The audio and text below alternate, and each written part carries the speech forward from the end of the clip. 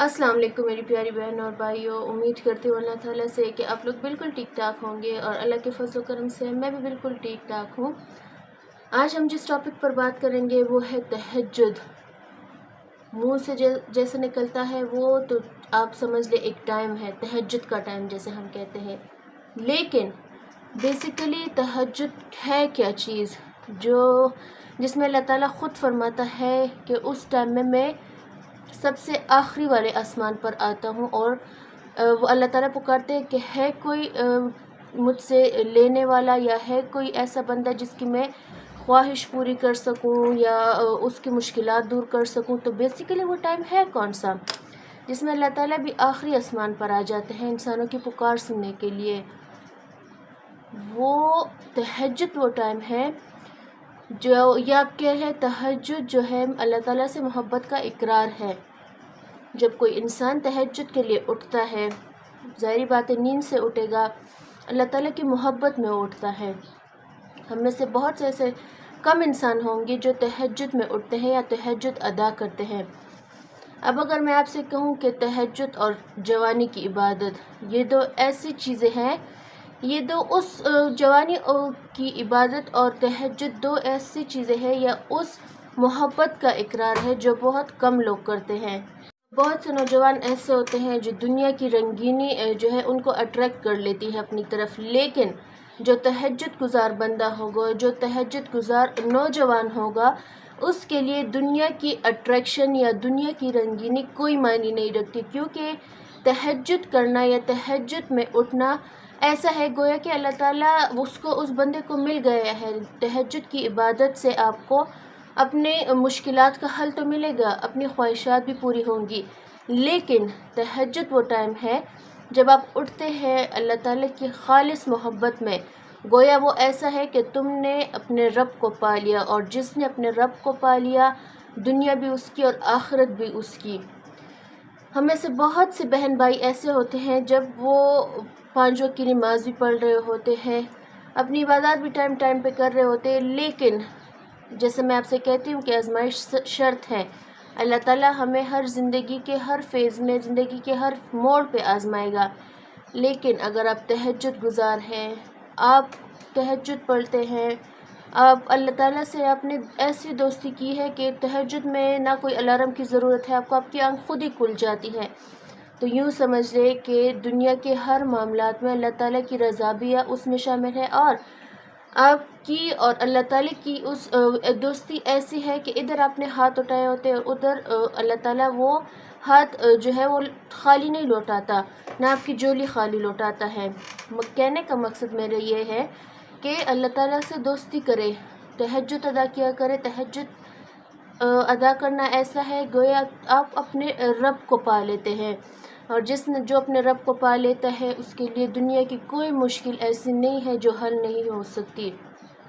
एक बात मेरी हमेशा याद रखिएगा कि अल्लाह ताला कभी भी इंसान को उसकी ताकत से ज़्यादा नहीं आजमाता, ना इंसान को उसकी ताकत से ज़्यादा बोझ डालता है इंसान पर। लेकिन जैसे जैसे इंसान अपनी लाइफ में बढ़ता रहता है, आजमाइशें भी ज़्यादा आती रहती है कुछ इंसानों पर। आजमाइश आना उस इंसान के लिए बशारत है, क्योंकि अल्लाह ताला उन्हीं इंसानों को आजमाता है जो अल्लाह ताला के सबसे ज़्यादा करीब होते हैं।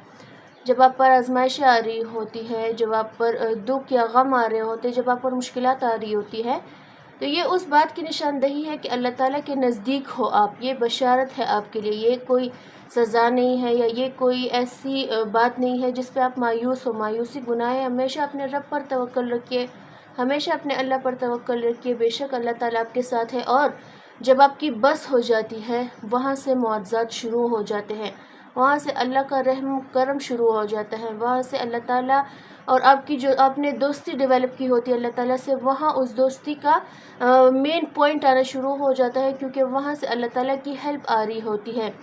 हमेशा अल्लाह ताला ने जैसे कुरान में भी फरमाया है कि मैं इंसान को उसकी ताकत से ज़्यादा ना बोझ डालता हूँ, ना इंसान को उसकी ताकत से ज़्यादा आजमाता हूँ। लिहाजा यकीन रखिए, कामिल यकीन रखिए, बेशक अल्लाह ताला आपके साथ है। अगर आपको कोई मुश्किल है, कोई बहुत बड़ी मुश्किल है, तो तहज्जुद का सहारा लीजिए।